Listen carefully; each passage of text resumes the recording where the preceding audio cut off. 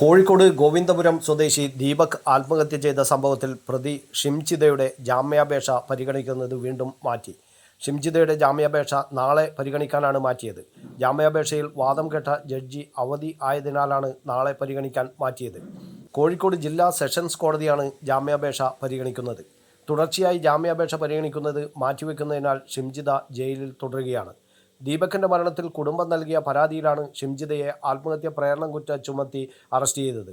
ദീപക് ജീവനൊടുക്കാൻ കാരണം ഷിംജിത ഇൻസ്റ്റഗ്രാമിൽ ദൃശ്യങ്ങൾ സഹിതം ഉന്നയിച്ച ആരോപണങ്ങളാണെന്നാണ് കുടുംബത്തിന്റെ പരാതി. പയ്യന്നൂരിലെ ബസ് യാത്രക്കിടെ ലൈംഗിക അതിക്രമം നേരിടേണ്ടി വന്നുവെന്ന് ചൂണ്ടിക്കാട്ടി ഷിംജിത ഇൻസ്റ്റഗ്രാമിൽ വീഡിയോ പോസ്റ്റ് ചെയ്യുകയായിരുന്നു.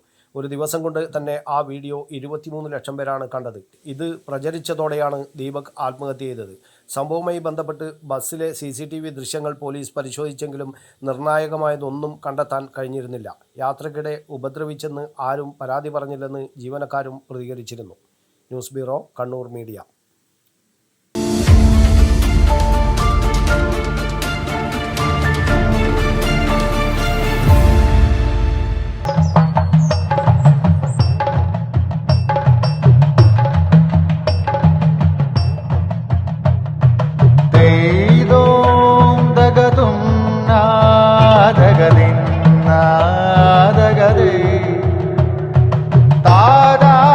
Relax. Redefine yourself.